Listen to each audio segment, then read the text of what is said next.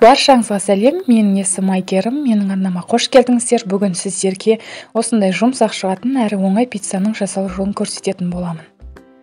Ең алдымен жылы суды, жылы сүтті, қантты және аштықыны салып, жақсылап араластырып аламыз.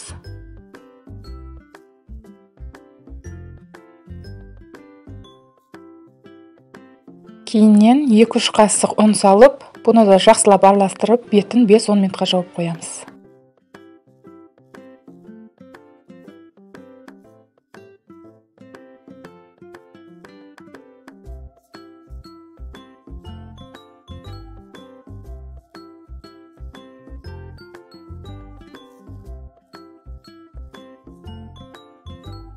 Бес 10 минут уақыт өткеннен соң бетін ашып, қайтадан жаңағы ұнымызды салып шығамыз. Ұнын міндетті түрде електен өткізіп алыңыздар, осылай бөліп-бөліп жұмсақ қамыр илейміз.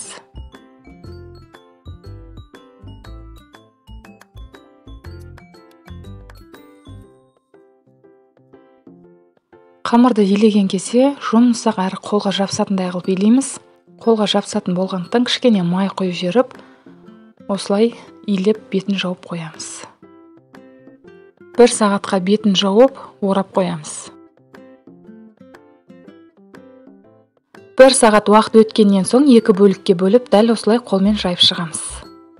Қолымызды майлап, осылай жайып шығамыз. Дәл осындай формадан 2 пицца шықты.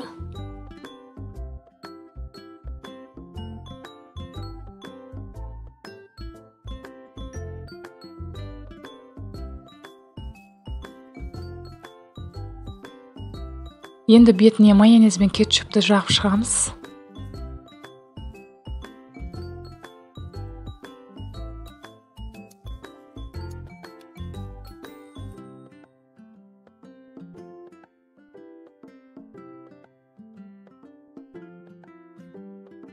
Бетіне салмасына өздеріңіз білесіздер, не салсаңыздар да, болгар бұрышын салсаңыздар да болады қосып, немесе құр помидордың өзімен ғана жасаса да болады.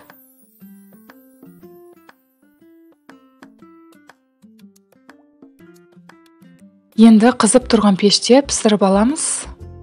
30-40 минутта пісті.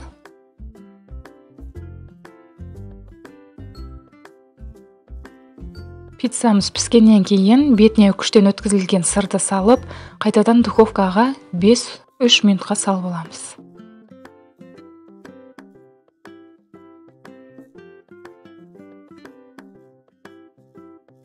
Сіздер де жасап көріңіздер, өте оңай әрі қарапайым рецепт. Егер де менің видеом ұнаса, лайк басып өз пікіріңізді жаза кетіңіз. Және менің арнама тіркеліп алуды да ұмытпаңыз.